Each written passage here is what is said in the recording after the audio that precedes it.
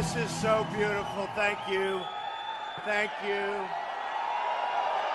Thank you. Wow! Oh, boy, oh, boy, oh, boy.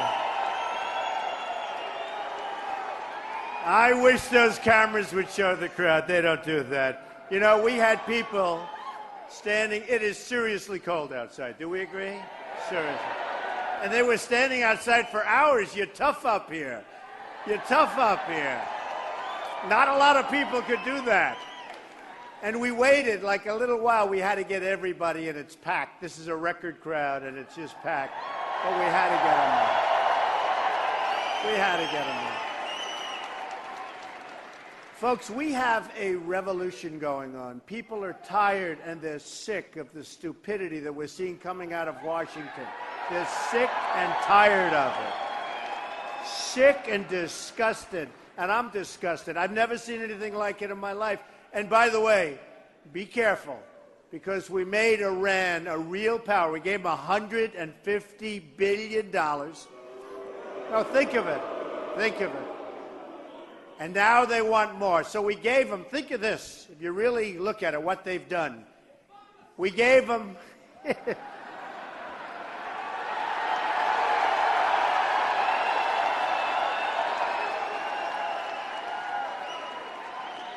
You see, I'm not allowed to say that. So, good job.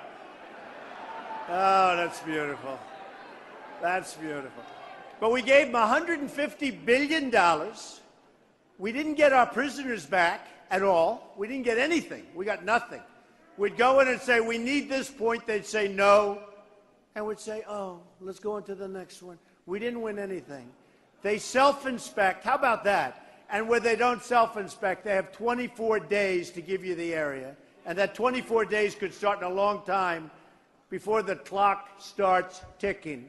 What's going on is crazy. And then I said to myself, what a deal, what a deal. How we give them $150 billion and everything else, and we don't even get our 4 great people back that don't deserve to be there. One is there because he's a minister, he's a pastor. I mean, they don't deserve to be there, folks. And now they want to start a negotiation for the prisoners. Can you believe it? So now we're going to have to start, and they want a lot. They've informed us they want a lot. These are amateurs. This is rank amateur. It's something. I tell you what, actually, it's hard to believe. So I used to say it was incompetent. Then I said, you know, I went to an Ivy League school. And it's interesting because the press say, oh, I'm plain spoken. I'm not. My uncle, for many years, was a professor at MIT. You know, we're all smart people. We are really smart. Nobody plain.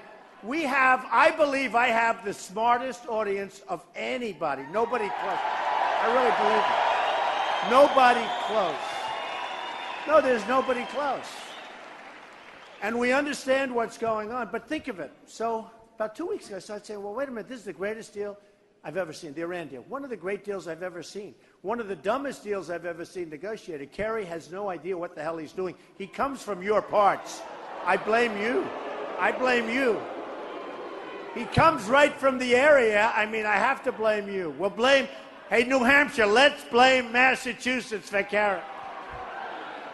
So, no, I mean, the deal he made is just incredible. But think of what they're getting. So they get the deal. They get all of the things that they're getting. There'll be a nuclear power quickly. They're rich as hell. Now they're going to be fighting everybody. But what else do they get that we never talked about? They get Iraq with the second largest oil reserves in the world. And they've been after Iraq forever. Forever. They've been fighting. You know, they were equal powers. And they go this way, that way, this way, that way. They go home and rest for a couple of years. Then they start fighting again.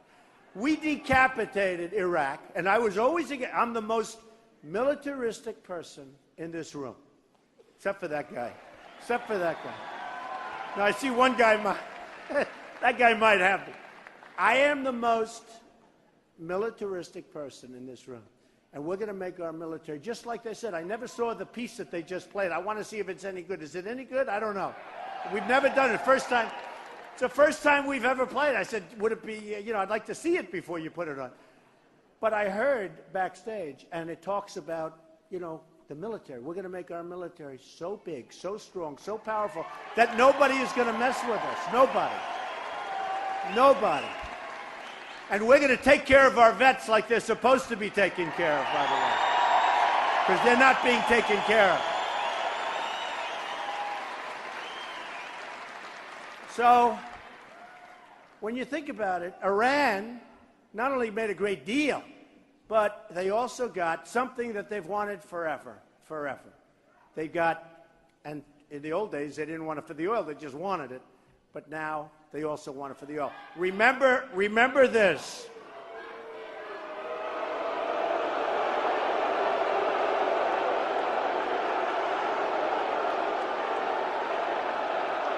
Bye-bye. Bye-bye.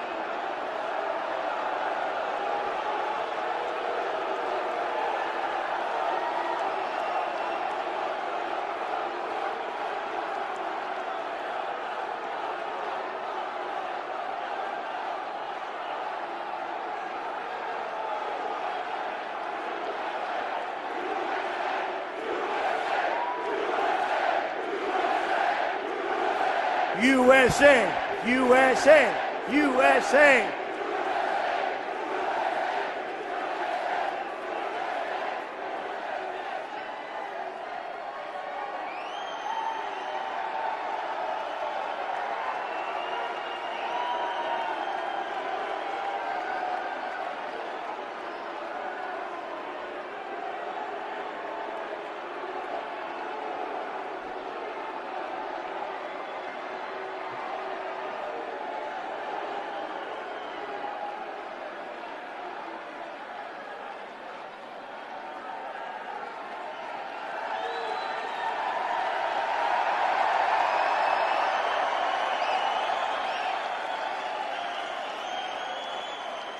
You know, it really is amazing. And we have to a certain extent, be a little bit ashamed of ourselves, because for the last 8 years, we should have been doing the same thing. We should have been doing the exact same thing. Oh, there's a remnant. There's a remnant left over. Yeah, maybe get the remnant out.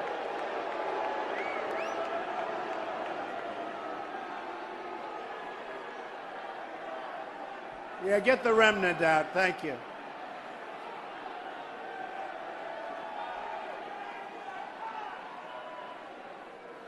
It is incredible, isn't it, though, folks? And, you know, it's actually, if you think about it, it's very rude. It really is very rude.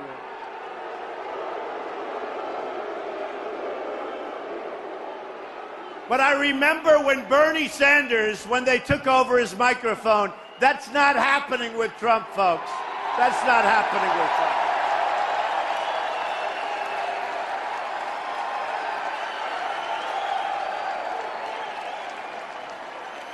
Remember that? Wasn't that a pathetic scene? This is going to be our leader. I mean, I don't want to have to help Hillary. Although, in a certain way, I'd rather run against Hillary. I don't know. But I have to say, that scene when he lost control of his mic was pathetic. And this is what we have leading our country. No, not here. Not here. So remember this. What they did, we should have been doing for many years. We should have been doing it. Why didn't we do it? It's ridiculous. But here's the story. If I spoke to those young people, now they may have a problem.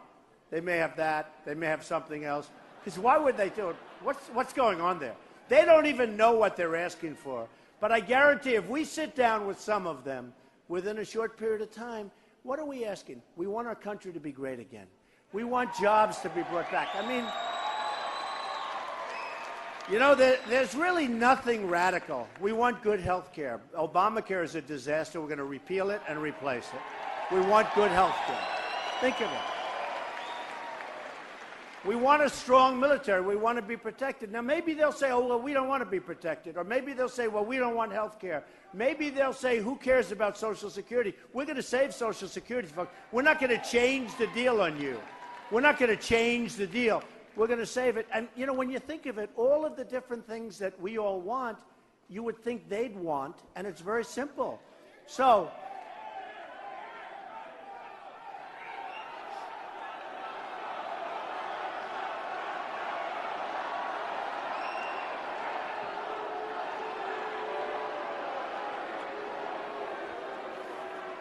is that a friend or a foe? I didn't know. I don't know. It doesn't matter. They're all friends. We're all friends. You know, I tell people, sometimes I'll be rough. I'll say, get him out of here. It's true. And the press will go, he was so mean. And then one time, 2 weeks later, I said, there was a rough person. I said, you know what? It doesn't matter. Treat him really, really nicely. And I got criticized for being too nice. What's going on back there?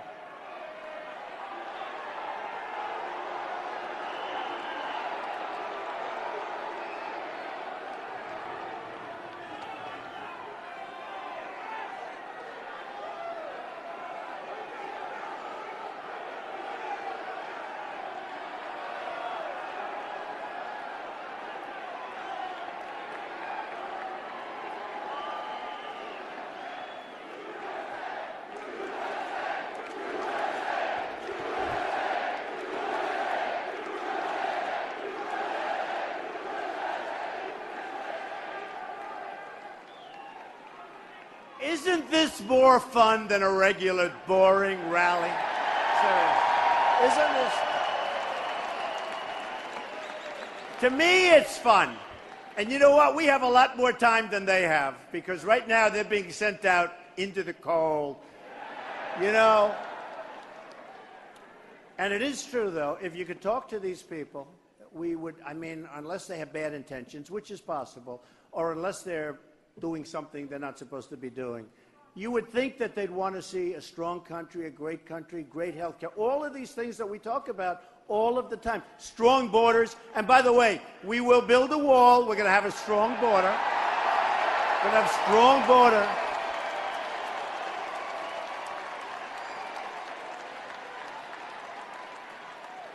And up in New Hampshire and Massachusetts, you have a tremendous problem with drugs. You know where much of that's coming from. We're going to stop it, and we're going to work with the people that really have had the problem, and we're going to try like hell to get them better, because they have to get better. But you know where that stuff is coming from? They're not going to be sending it over so easy anymore, folks. They're not going to be sending it, because you have a tremendous problem up here. Tremendous. You have the heroin problem up here. It's incredible. And it's funny, when I come to different locations, I go to different locations, they don't talk about it so much. I come up to New Hampshire, I come up to Mass, no matter what, the first question, the second question is heroin and what's going on. People don't even get it. I mean, they look at it, they don't get it. We're going to put an end to it to a large extent. To a large extent. We're going to put an end to it. We're going to work on it. It's a serious problem up here.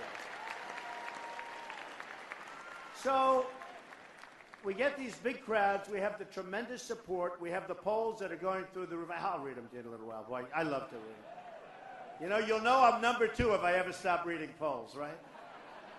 But look at what happened. People wonder why. And look at last week. You saw what they passed, right? The budget. I didn't even know it went so fast. It went so quickly. And you look at it.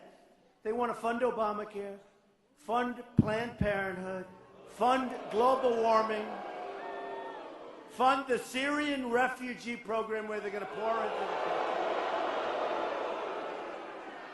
They got everything.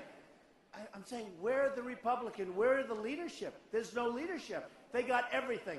And it was done so quickly. It was done like, it seemed like it was done in 24 hours. It was done. Right? It was done so quickly. Those days are over. We're going to do something in Washington that maybe has never been done before. You know, they're saying what's happened with us, and it's not me. I'm a messenger in a sense. It's all of us. It's a movement. I'm telling you, it's a movement. It's a movement. People used to call it the silent majority. We're not silent anymore, folks. We can't be silent anymore. We're the noisy majority We're not silent anymore. We're not going to take it anymore. We're not taking it.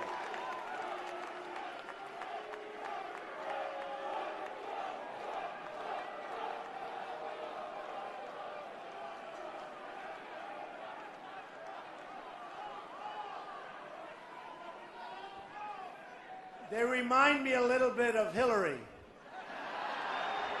Yeah. No energy, no stamina, no strength. Yeah. True.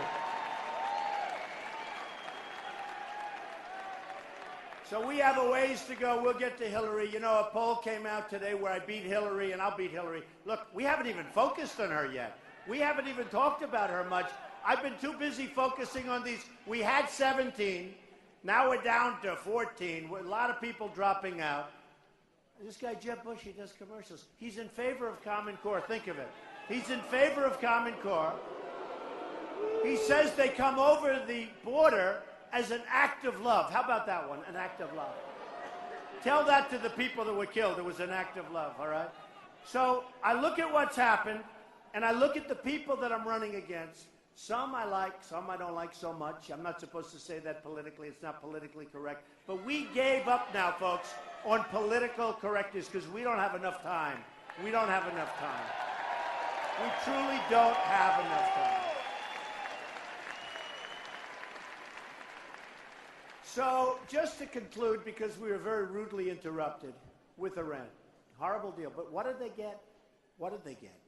They got Iraq. And now what are they looking for? They're looking for Saudi Arabia, folks. You know, I've been very, very good at predicting things. I said take the oil. For 3 years I've been saying, 4 years, take the oil, take the oil.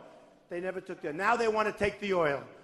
But I said take it and keep it and give some of it in terms of the form of money and profit to the veterans and the families that have lost people, which is peanuts compared to what we're talking about. I said take the oil and keep it, not just blow it up. And honestly, these people don't understand. For instance, when I said, build a wall. And then I always say, and who's going to pay for the wall? Mexico. No, Mexico's going to pay for the wall. And the people that are up on the stage will say, they won't pay. Why would they pay for the wall? You know why? Because they make a fortune with us every year.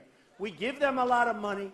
Our trade imbalance, our trade deficit with Mexico is enormous.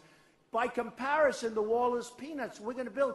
Now, then they say you can't build a wall. I'm really good at building things. I'm the best at that. I'm the best. What I do is build.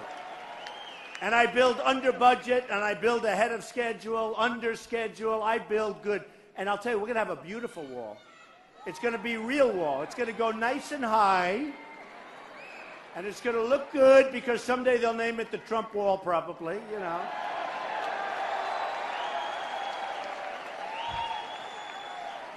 But when I say to the politicians that Mexico's going to pay, and they even come back and see me, and you know, they're friendly. They say, Don, you're not going to be able to get them to pay. I say, so easy. It's so easy. It's like I tell the story about Ford, right? Ford's building a $2.5 billion plant in Mexico. What do we get out of it? We get nothing. They close up factories in Michigan and other places. We get nothing out of it. They're building it, and I would tell them, folks, you're going to sell cars to us. You just let all those jobs go.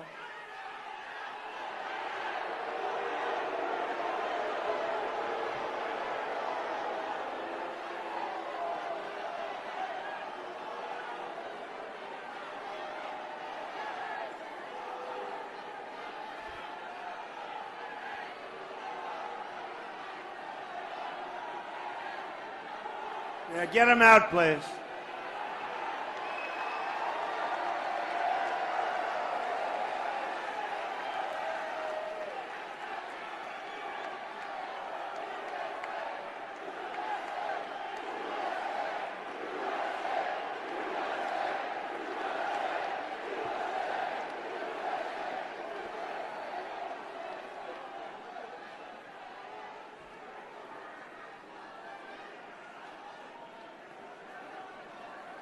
You know the sad part, it's such a small group of people. We have thousands of people here. We set a record in the history of this, and tomorrow the headlines will be protesters. That's what it's going to be. And they do it purposely. They wait 4 or 5 minutes and they do a protest. Yeah, get them out.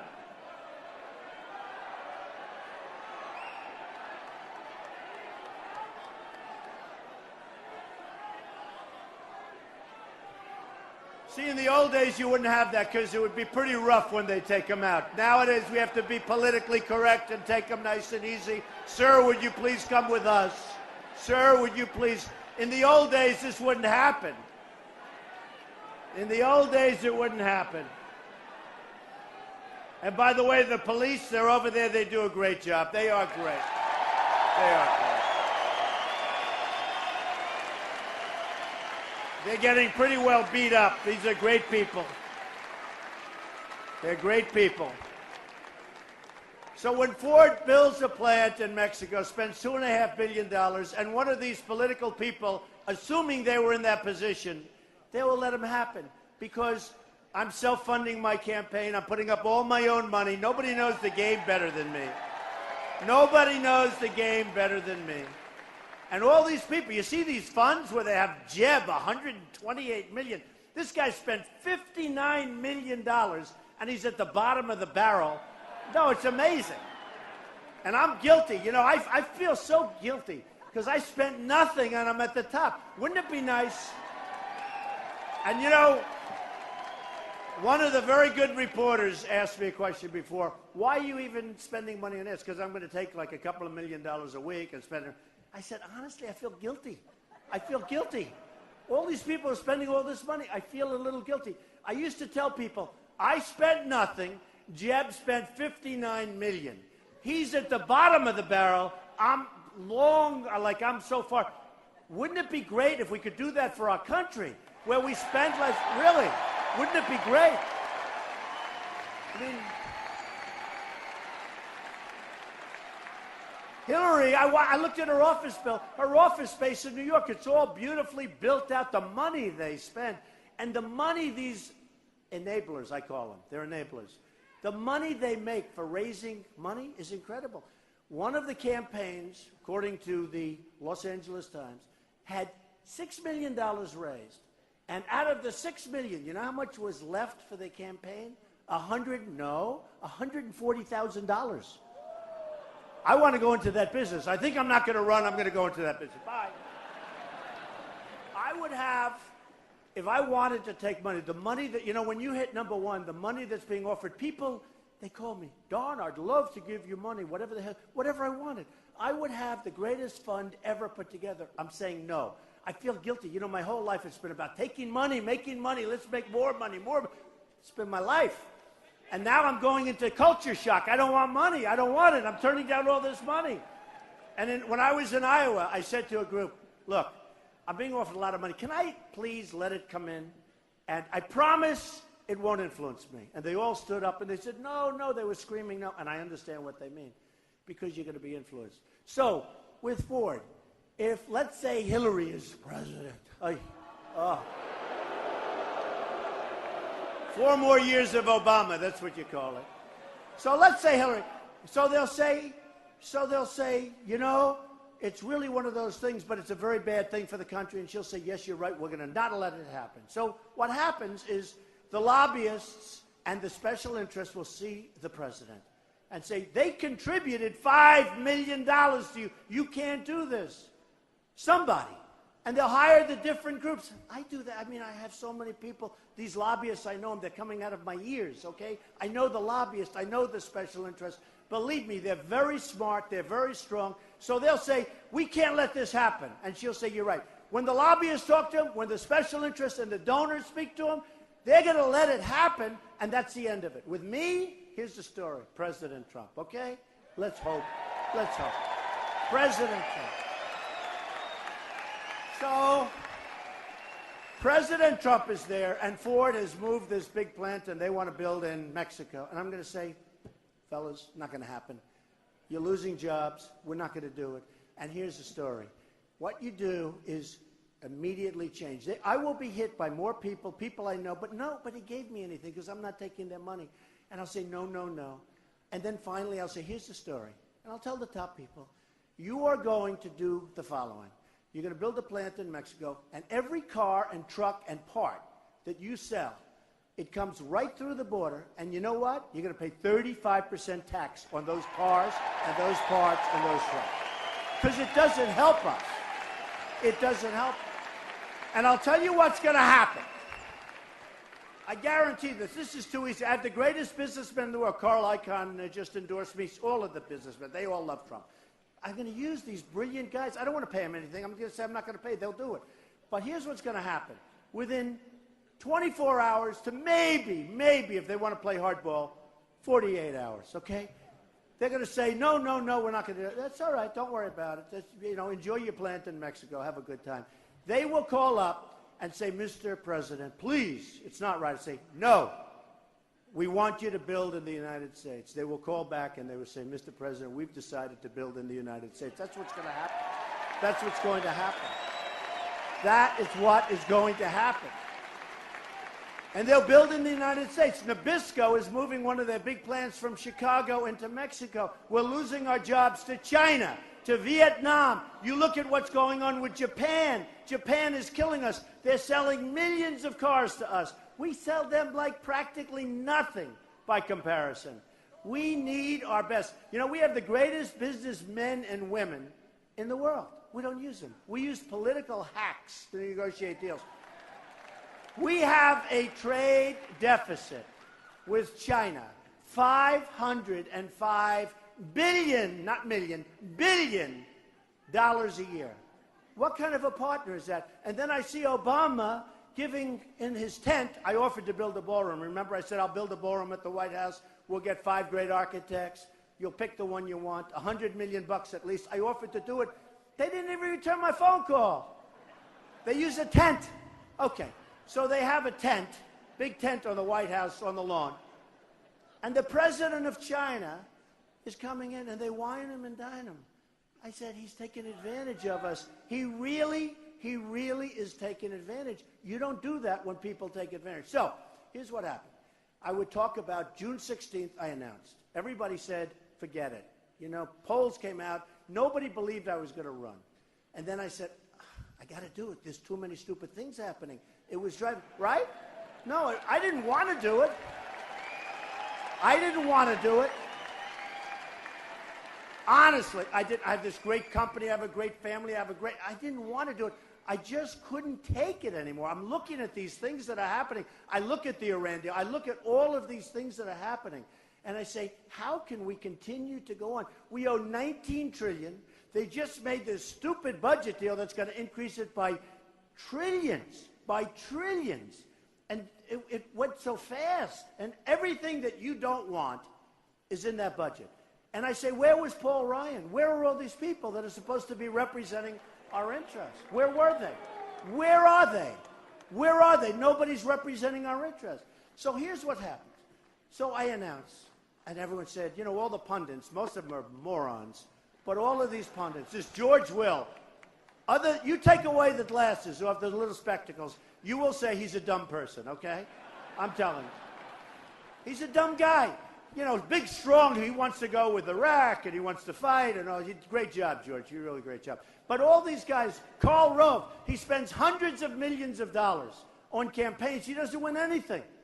In fact, the commercials that were done for the Republicans were so bad, I thought they were done for the Democrats. I wanted to hire the guy that did them. Then I found out it was reversed. We have people that aren't good. We have people representing us that are not good. They're not doing us any service. So I said, I'm going to run. And it takes guts, believe me. I really thank you, man. Thank you. No, it takes guts. And I tell the story, the famous escalator in Trump Tower. I said to my wife, I never saw that many cameras. See all those cameras back there now? All live. Every speech I make has to be live. I mean, nobody else said. The other guys, they speak, and they give the same speech over and over and over. They read it. They have teleprompters. For 200 people, they'll have a teleprompter. I don't use teleprompters. You know what I use? I don't use teleprompters. I don't use teleprompters. We have a president that uses teleprompters. Believe me, I don't use teleprompters. It's a different thing. When you get up before large crowds, thousands and thousands, like this is a record for the building, when you get up into these large crowds and you speak from the heart, You speak from the heart. Believe me, it's a lot different. I tell the story. A friend of mine who's a very, very successful guy, very, very successful. And I was speaking in Dallas, and I have 21,000 people in the arena, the Mavericks arena, packed. And it was great. And he couldn't believe it. He said, could I see a copy of your speech? I said, what speech? I don't do copies. He said, I speak. There is such love in the room. And I told him that. He didn't understand it because he's not a guy to do this. I say, there is such love in these rooms. Here, Dallas, no matter where I go. Here, we're in Massachusetts. We go to New Hampshire. We go to Iowa. We go to South Carolina. We go to Nevada. No matter where I go, we go into Florida, where it's been incredible. I go to Texas. It's all the same. It's love. It's love. They love our country. They love our country. You know, the theme is Make America Great Again. They want to make America great again. That's what's going to happen. We're going to make America great again. We're going to use our best people.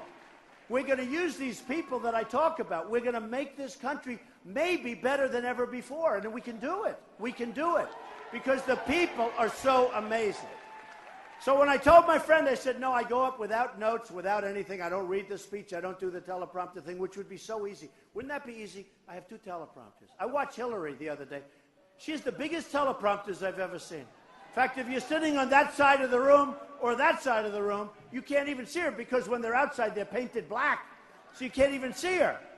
But she's got the biggest teleprompters. We don't need 4 more years of Obama, and that's what you're getting with Hillary. That's what you're getting. No, that's what you're getting.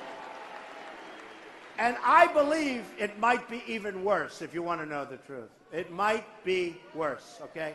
And we don't need that. But I speak from the heart. And I said to my wife, boy, I'd rather not do it. And I looked down, and in the atrium of Trump Tower, it looked like the Academy Awards. It really did. I've never seen so many cameras in my life. We have a lot. Look at all the cameras here tonight. And all live television. You're all on live. Wave. Hi, folks. And I wish, you know, I always do this. I always do it, but I wish they'd turn the cameras and show the audience, but they tend not to do it. They tend not to do it. They tend not to do it. They don't like to do that. We won't do it too much tonight. But I said, oh, wow. They're doing it. Wow. They're doing it. Whoa.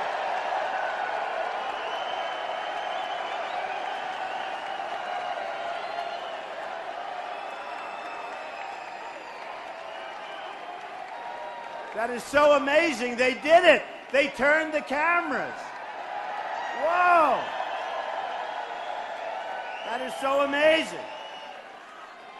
So I said to my wife, we really have to. And I'm at the top of the escalator. And believe me, it takes guts. Oh, I love that man. Look at, stand up. It says Trump and Tom Brady. Look, together. I love Tom Brady. I love him.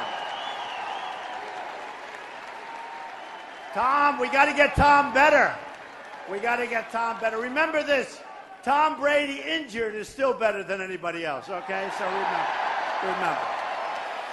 That is the coolest shirt. I got to get one of those shirts. Look at that guy. Turn around. Show that to those cameras. They won't put it on, but show. That is beautiful. I love that.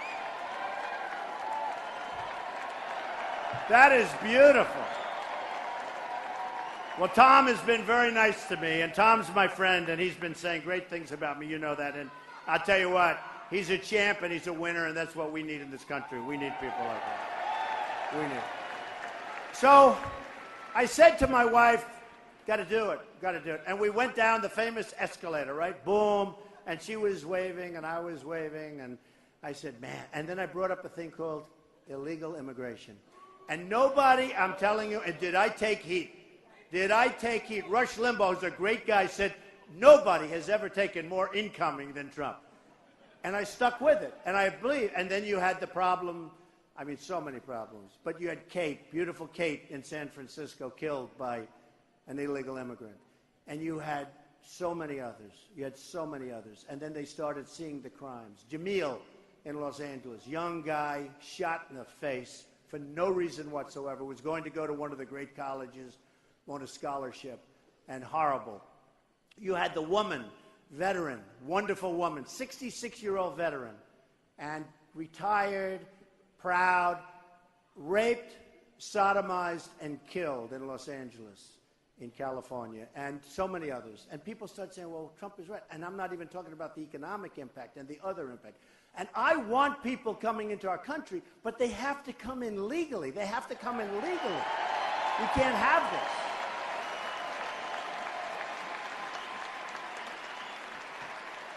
So I said to my wife, I took a deep breath. That's what it is, because it takes guts. I took a deep breath. I said, let's go. Come on. And we went down into that area with the cameras, and I spoke again from the heart, and it was an amazing day, and what's happened since then has been incredible. People have said there's never been anything like it, and it is a movement. The reason this arena has never been used, because nobody could fill it up, nobody could even, I mean, these other candidates that come, if they have 59 people, it's true. We get 10,000 people. If they have 59 people, if they have 103 people, we had a case where we had 4,500 people in New Hampshire, and fairly close down the way was Jeb Bush, where he had 104. No, it's true. But they had the advantage because they all fell asleep. They got a good night's sleep. My people don't sleep. So we went out, and I did it, and we started telling the country what's going on. And a lot of people, you know, the George Wills and these characters, they say, well, he won't run. He's just having a good time. It's not having a good time. As much as I love you people, I could be doing other things right now, I must tell you. I could be doing other things. But I said, we have to do something. We have to do something. We have something that's so great we can't lose it. We're going to lose it. The way we're going right now, think of it. We have a military that doesn't perform. We have generals that go on television all the time and talk. We have a president that when he sends 50 people over, he has a news conference to announce that 50 people are going over to Iraq. So now the enemy is looking for those 50 people. Why can't he keep his mouth shut? Why can't he just let them go? Right? Why can't he let them go? You know, you get these generals. Do you see them? They're always on television. They're talking. Whoever, you know, do you think the great General George Patton would have been talking on television? He does. He shoots. He does. General Douglas MacArthur, they don't talk. These were generals. And we have talent. We have real talent in our military. I know the West Point guys. I know the Air Force guys. I know the naval guys, the Annapolis guys. These are tremendous guys. We have that in those ranks. But, you know, today we let one of our best generals go, tough and rough, and his people loved him. But he used foul language, okay? You think General Patton might have used a little foul language as he was destroying the enemy? And I see one of these generals, I won't mention names because he looks like he's a nice guy. Who cares, right? But they're asking about ISIS, and he said, oh, it's very tough. It's very tough. It's probably 30,000, maybe 60,000 max, but probably 30, 40,000 people. And they're really, I mean, they're bad. They're bad. They chop off heads. When Hillary said, I don't like the tone of Mr. Trump, the tone, they're chopping off people's heads in the Middle East. The tone, she's worried about tone. I'm a much nicer person than she is, but we have to be tough, and we have to be vigilant.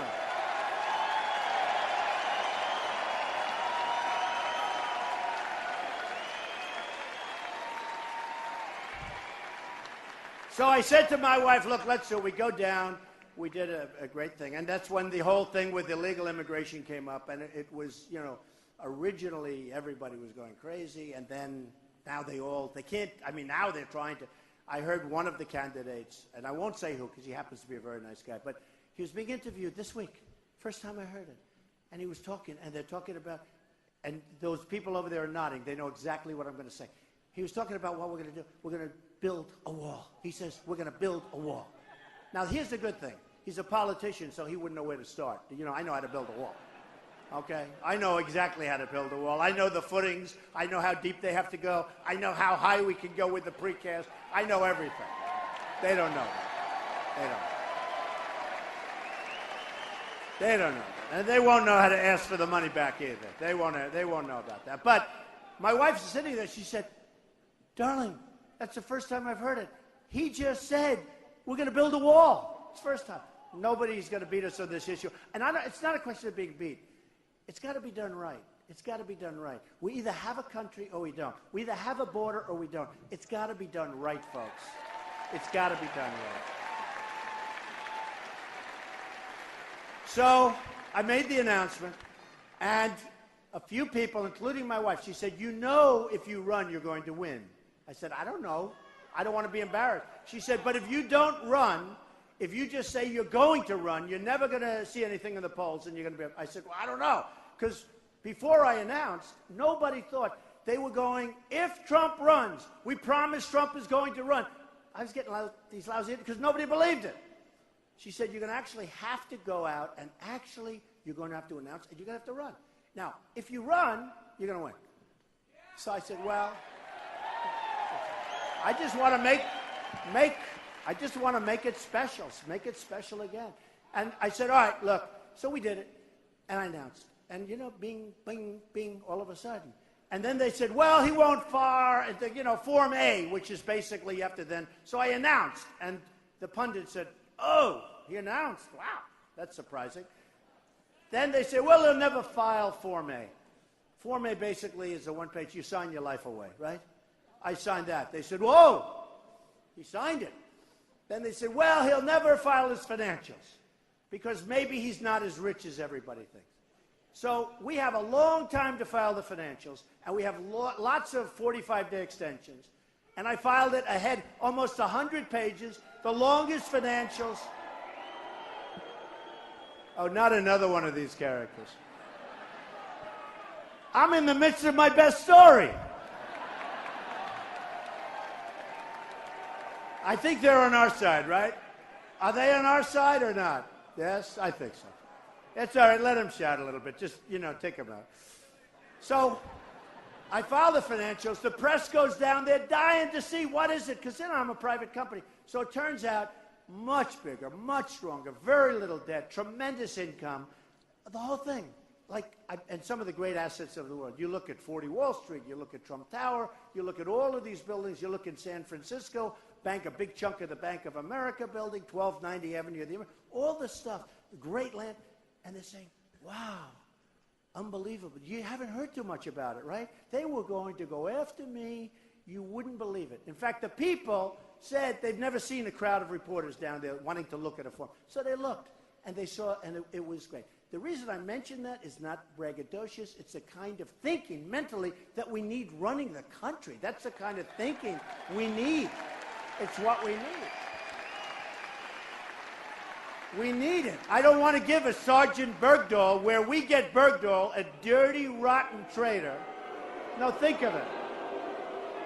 And they get 5 killers that are right now back on the battlefield wanting to kill everybody in front of them, including us, okay? That's the kind of deal. And we knew that Bergdahl was a traitor when we made the deal because a general and a colonel were there. And we knew it, and we still made the deal. We gave them 5 people. 5 people for one dirty, rotten traitor. No good. We're not making deals like that anymore. We're not making deals like that anymore. So the polls just kept going up and going up. And then last week, a couple of weeks ago, we had a debate.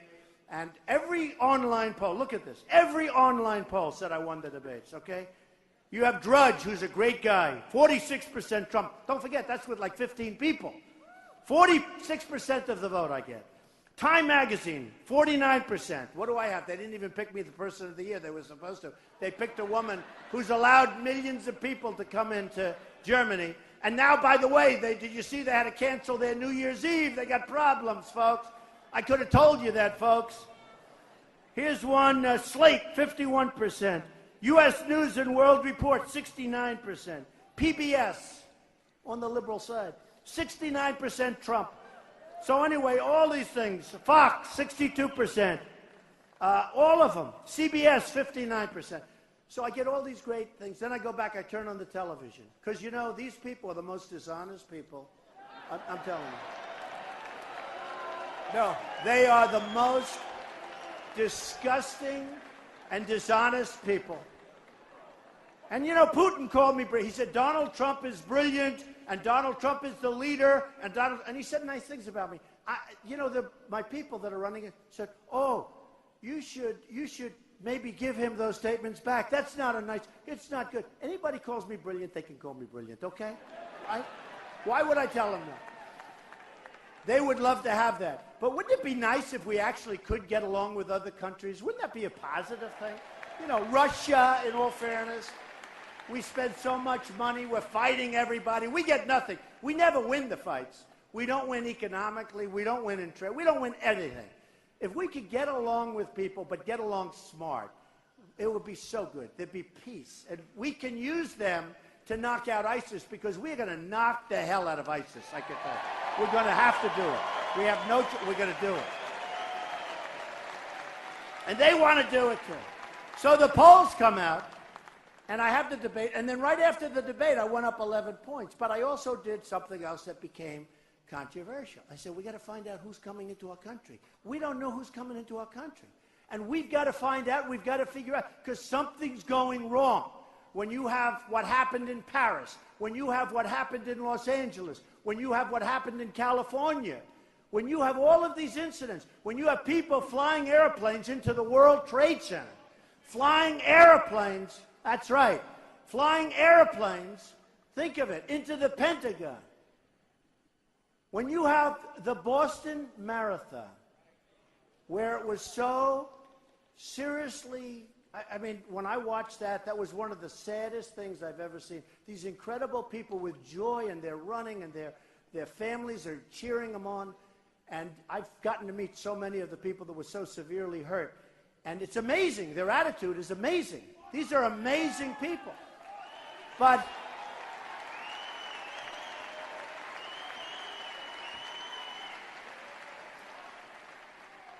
there's something going on, folks, and we got to get to the bottom of it, because we can't allow it to keep going. We can't let it. So we got to get to the bottom of it. And what happened, we had the debate, and I went up 11 points. I went up to 39 and 40 and 41 and 42 in one poll. And CNN came out with a big poll. 36 for Trump. Second was 16, 14, 4. Bush was 3. Bush? That's not good. How would you like to spend $59 million in your 3? See this young guy over here? Stand up. Stand up. If I spent $59 million on him, he'd be at least 5, okay? Really.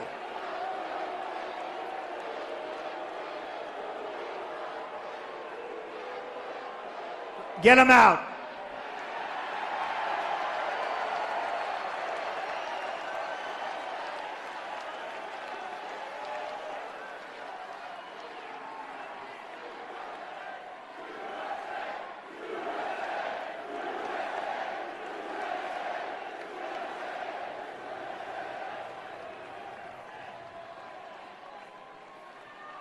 What's the purpose? What are they doing? I feel bad. I feel sorry for them, actually.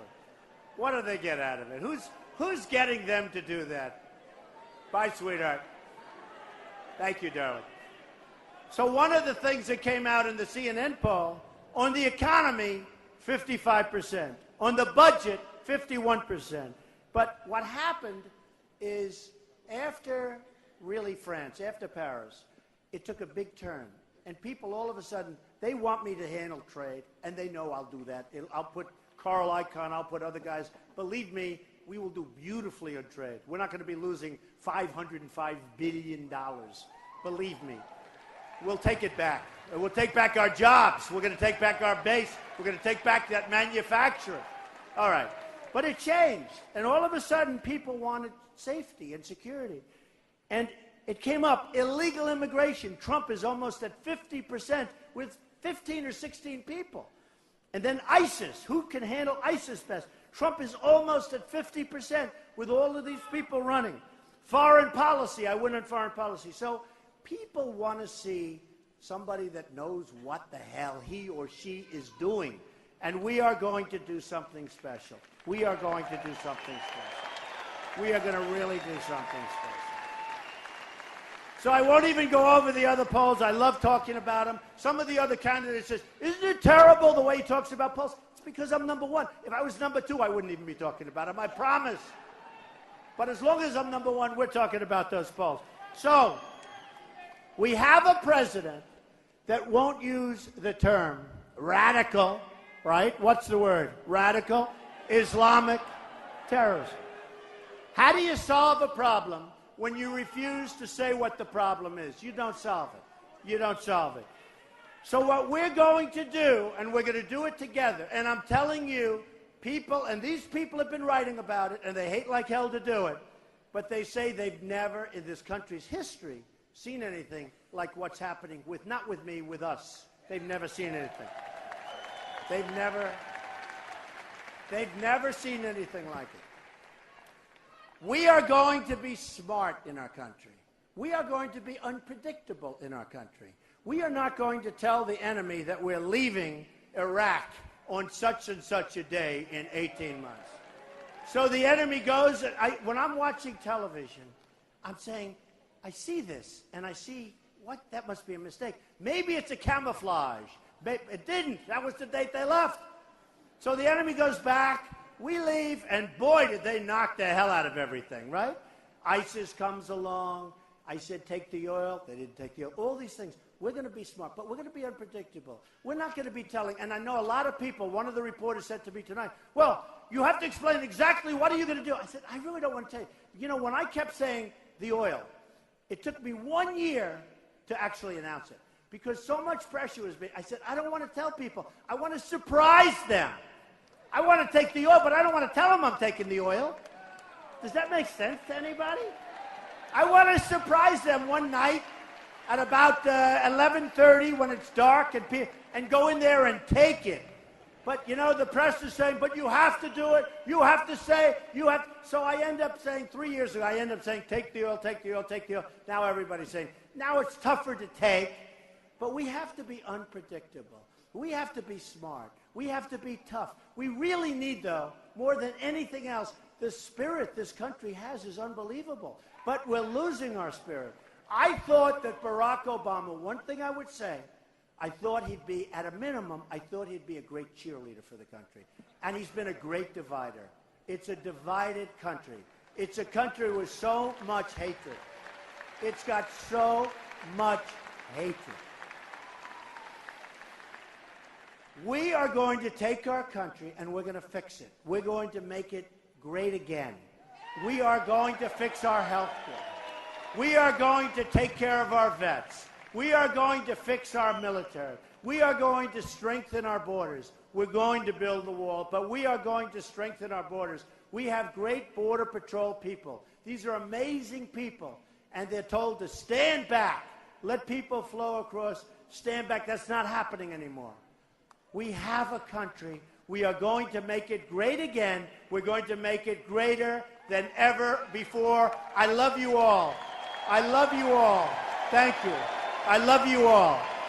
Thank you. Thank you. I love you. Folks, what a live event that was.